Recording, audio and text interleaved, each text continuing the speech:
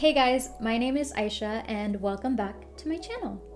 Today I wanted to film a 90s brown baddie look. I think it'll be fun and really on trend. I see it all over TikTok and all over Insta and I think it's so cute. I'm gonna try to attempt to do the fox eye look, which is like that thing where it's like very Bella Hadid. So yeah, let's just go ahead and get started. I've already moisturized and primed my skin. My skin is actually really dry right now because I was breaking out and I'm using retinol. It's definitely not getting picked up on camera, I know, but it's like some flakiness, which is never cute. But it's there, it happens. I'm using the Pore Refiner Primer by Dr. Brandt in my T-zone, and a lot of the areas I was dry, which honestly is kind of my whole face. I used the Milk Makeup Hydro Pro Grip Primer. So I'm actually really excited. I got this new foundation by EX1 Cosmetics. It is the liquid foundation in 3.5. I've worn this one other time and it wore really well. It is thicker, and what's interesting about this foundation, it says scientifically formulated to micro match olive skin tones, equally perfect for achieving a superstar glow on non-olive skin tones. It's medium buildable coverage for a flawless skin-like finish, no oil, fragrances, or parabens.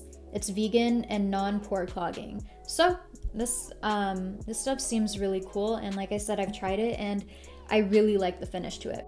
So I just put a headband on just so that my hair is out of my face. And also another thing is I have acne scars on the side of my face right now, and they're pretty dark. But for me personally, I don't mind if they kind of show through because I've just kind of learned to deal with it.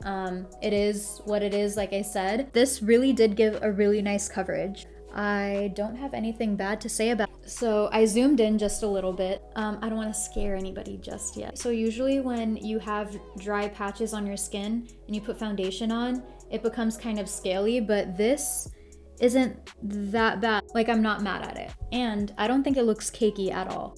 So I mentioned this in my last video also. This is the NARS Soft Matte Complete Concealer. So I use this to color correct my under eyes, and then I use a concealer that kind of brightens and everything. Even though this does give a brightening effect, it's more of a color corrector. So after I color correct, I use, and this isn't always, this is just when I want to have it a little more of an elevated look. This is medium custard, and what I'm going to do is that new trend where you put your concealer, the brightening concealer, right here and right here. So something that I saw in the YouTube videos for like the fox eye look is you don't drag that concealer anywhere else. You literally just kind of blend it out wherever it is. And I'm just kind of taking it in on the bridge of my nose right here because I also have a little bit of darkness and I want to brighten that area. And then at the ends, the corners of my eyes, I'm literally just going to tap going up. Now I'm gonna set my under eyes using the Hourglass Veil Translucent Setting Powder. So for my brows, I am using the Anastasia Brow Wiz in dark brown. Also, another thing I realized, which is very much of a basic thing that everybody should do, I started wearing contacts when I'm putting on my makeup, so I'm not completely blind. And it's honestly helped big time because I can see what I'm doing. Also, if you are struggling with your brows, just know that you are not alone because I am right there with you. For my contour, I'm actually going to be using the Kat Von D Shade and Light contour palette. I'm going into a shade that's kind of more a gray tone, which is Subconscious. For my contour, what I like doing is I tap in. There's a lot of product on there, but I'm going to like just dab it on a towel I have right here, and then that's how much product I'm actually going to be using, barely any. So my technique for contouring is I'll make a face. It's a really funny face, but I make this face and I see where my cheekbone is. And so what I do is I don't pass this area right here on my face. So like right at the end of the tail of my brow, that's where I stop. So I don't take the contour powder farther than that, because then you just get this streak all the way towards the corner of your mouth. When contouring, another thing is I brush up, because you want your face to look higher rather than it like droop. Now that you've made all those weird faces and you've contoured, if you turn to the side, you'll be able to see that there is a shadow and gives you the illusion of higher cheekbones. And then when you smile, it just kind of goes straight into it, rather than it being a shadow from here to here. Okay, now for bronzer, I'm just going to go into the same palette, and this time the Shade and Light palette, and I'm going into shadow play. For this, again, you want to use your brush strokes. You want to brush up, not down, so you have an elevated look. And then I'm also going to bring it up my temples, along the top of my forehead. And now I like to contour my nose just a little bit. And again, what I do for that is I take a fluffy brush and go into the same contour color. And again, the same technique where you just kind of dab into it and then dab on a brush and barely get any product. And you look straight into the mirror and just lightly dust. And what I'm doing is I'm like so lightly touching, like I'm barely touching my skin. It seems pointless. It might be, but I feel like it works. And then something I like doing, I'm gonna contour the tip of my nose, just so that this part that dips down kind of doesn't look as dipped down. I inhaled the powder. Okay, so my camera died, and in the meantime, I went ahead and did one of my eyes. I like the way it turned out. It's very much like that look I was talking about. And I'll do this eye on camera. So first off, I used the Too Faced Natural Lust palette, and I used the shade Love Language. And now I am going to go into DM Me from the same palette. So I'm literally going to follow the lower part of my lash line and just drag up a light line. This is just to like give me a guideline almost. And now I'm going to close my lid. I'm gonna take it from like the V part of my eye and just kind of drag it inwards. So now we're gonna go in with an eyeliner, and this is the Sephora retractable eyeliner. It's waterproof in 10 matte brown black. So now going from the lower lash line up, I'm gonna get an angled brush and just kind of, like I said, shape. Oh my God, there's a mosquito. Hope you can't hear it.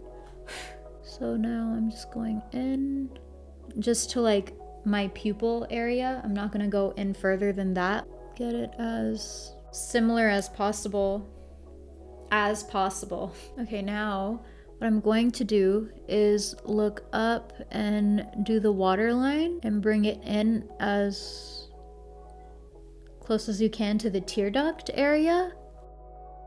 There's another color called Spank Me. I'm just gonna tap into that and DM Me. Add some smokiness to the lash line. I winged this one out kind of a lot.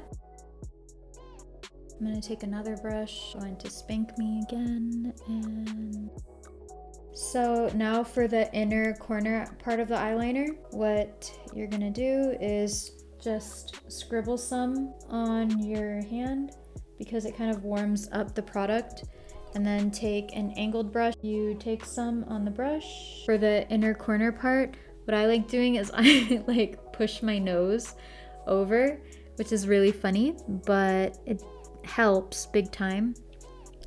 And then I also just let it go and just take my eyeliner and go in my waterline again and just kind of darken that up to kind of give like a seamless look between the point and the actual eyeliner. So I'm gonna take Set in Stone on a fluffy brush and put that into my crease. And for this, I'm going to go into the eyeliner and kind of extend it. The shape of how I'm actually putting on this color is I'm starting and I'm going around and then flicking it out.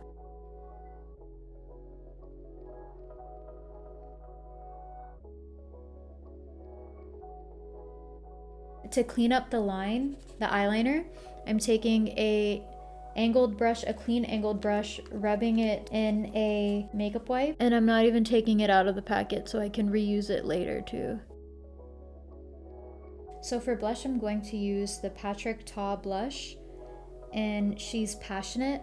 The way I put my blush on is I kind of put it all over my face. On my cheeks, on my nose, on my chin, and a little bit on my forehead.